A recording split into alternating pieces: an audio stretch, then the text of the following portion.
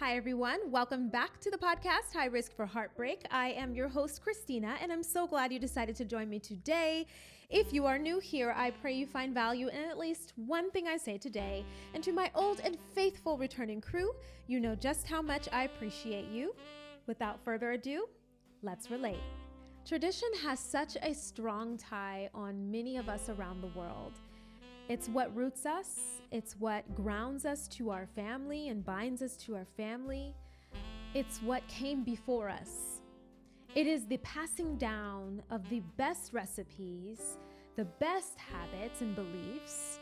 It is the passing down of community behavior and customs and lore. And really, tradition is history, encapsulated in the people who drive it forward. When I think about some traditions in my family, I think of Sunday dinners. And this is a tradition that many millennial older will remember, even if they are not practicing it today. However, in my childhood, Sunday dinner was one of my family's strongest traditions, okay? We would attend church in the morning, and by the early afternoon, we were all working on something to make dinner happen that day. It looked like grating cheese, big blocks, okay? Cheddar, not Swiss, cheddar, provolone, or whatever the white stuff is. I don't eat cheese anymore, so I don't know. Shucking corn, peeling potatoes, popping peas, literally every Sunday. Every Sunday, we were all participating in this act together, in this tradition together as a family. It was a family effort to have Sunday dinner every Sunday. But we didn't just share in the labor.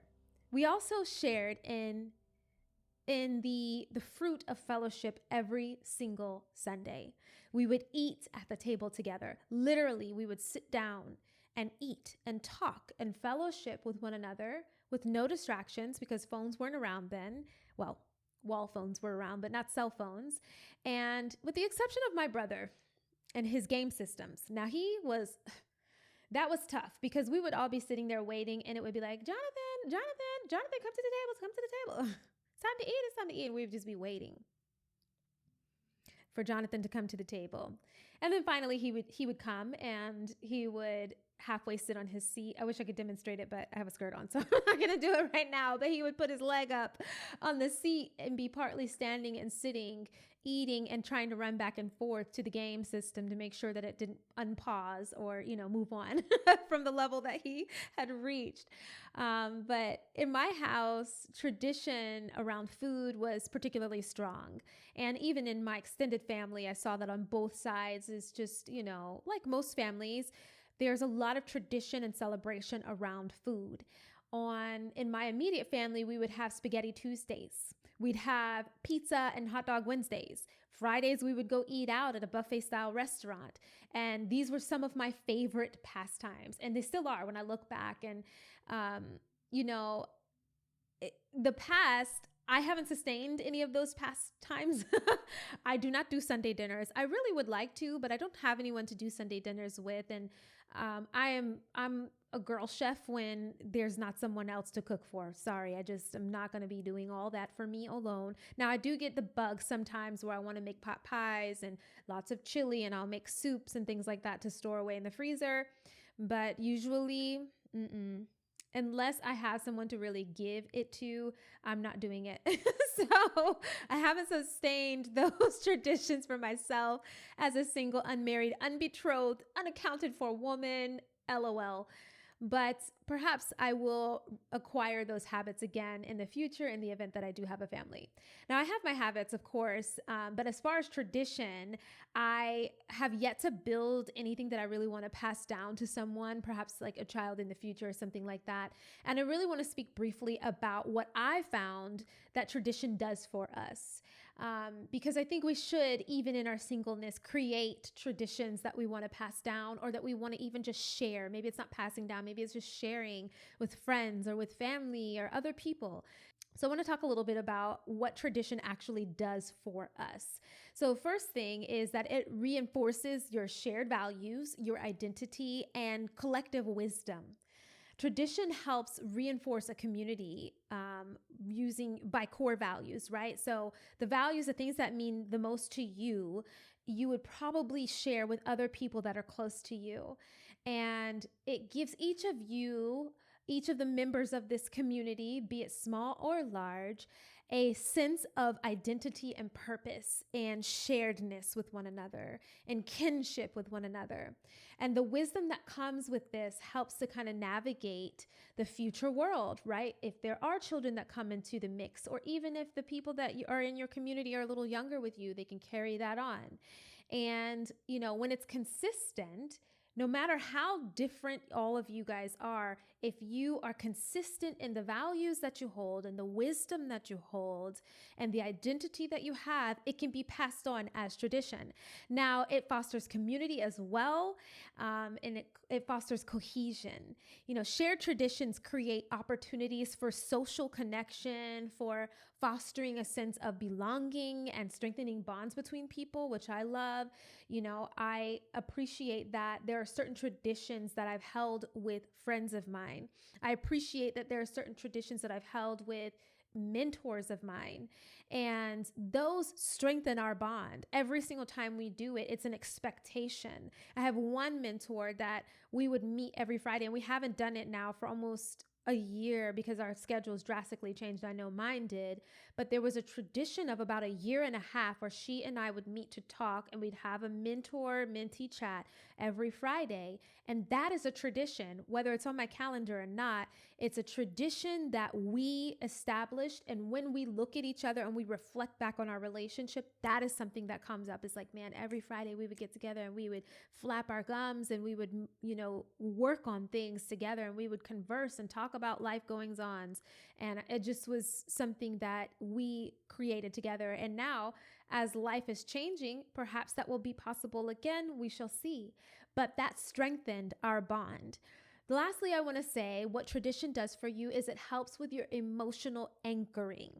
Traditions can act as like emotional anchors. So that basically means that they're offering you comfort and a sense of normalcy through the familiarity and creating cherished memories together, right? When you are emotionally connecting with someone, you're tied in, you're anchored with them, especially when it's multiple people. That helps to ground you. It helps you to feel safe in your vulnerability. It helps you to feel fortified. One of the best things that I could have is people that are able to speak into me with correction, which I value, and also speak into me with exhortation and encouragement and inspiration, which I value. And the only reason why I've been able to value that is because we've made a tradition of connecting with each other that way, emotionally anchoring our relationship. And so I want you to know that there is value in being able to have a set of people, and it doesn't even have to be a lot. It could just be one where you can feel emotionally anchored, where this person is not going to blow in the wind when you are, that they'll snap you out of it when you don't want them to, right? That will rest with you, that will cry with you when it's necessary. And those are traditional things that we want to pass away. Those are pass on. Those are wise things that we want to pass on. Communities need tradition. They need tradition to stay alive. They need tradition to pass down history. And, what works favorably in the past for certain communities that are passing down tradition will be favorable for the future to come, despite all of the changes around, especially if it's really anchored and it's rooted. However, when you're single, it can kind of feel like, well, what do I have to offer anyone anyway? So you're saying, Christina, that I need to emotionally anchor and I need to have identity and core values and have this sort of cohesion with people. But like, what am I doing this for in the first place? I'm by myself. I'm a loner. I'm an introvert. I'm lonely, etc. I understand that. I do think that it is possible, though, for you to expand even just a little bit. And it may start with creating your own personal traditions and then slowly inviting others into the fold. Especially if you don't want to have children someday, or you don't have any, and you don't really think that it's valuable to pass anything down because you're just a solo person. I think everyone here on this earth is valuable. Everyone here on this earth is purposed to be here for a reason. Like literally, God created you to be here in this time, in this era, in this moment, and for whatever time that he's graced you with, to do the thing that you've been called to do. And some of us may not have children someday to pass that down to, but who can we pass on these resources to? Who can we pour our values and our wisdom into? It doesn't have to be our own offspring. It could be someone else's. It could be friends. It could be mentees. And so I want us to think about our singlehood as being less about a curse, first of all, and more about time to really do the work of the Lord. What is it that us singles can do that create tradition in a solo type of way? Since tradition hinges so much on the need to kind of pass things along, pass things that have been established along, how can we wisely do that? How can we share what is valuable and help others anchor that maybe aren't? Does it make sense to build tradition by yourself? No, not really. And that's why you invite other people into the fold, but you can have your traditions. You can have your little things that you do, and it'll mean enough for you, right? But who do we give the tradition to? Traditions are rooted in love, and they are rooted in the desire to see the younger generations or others who don't have what you have or been through what you have been through have something that works for them. And there should be something in it for those of us who are creating for them as well, or creating for ourselves as well, like the traditions that I like to keep that have been passed down from my mom and my dad, but are a little bit different. They're my own kind of thing. On the next episode, I am going to discuss how we can create new traditions in our singleness that can carry over to our future family, our friends, and our community if we don't have a future family. But in the comments, I would love for you guys to tell me what types of traditions that your family and your friend group and your community has. What do you participate in? I would love to read about it. And if you're not participating in anything, I would love to read that too. But I want you guys to remember, you have to love yourself first. You have to love yourself if you're going to go love anyone else. And part of that is anchoring. Part of that is becoming wise in the things that you have taught yourself and that the Lord has taught you and life experiences have taught you. And then to share that wisdom. What good is it if you just keep it to yourself? But you got to love yourself first so that you can then go and love your neighbor. Until next time.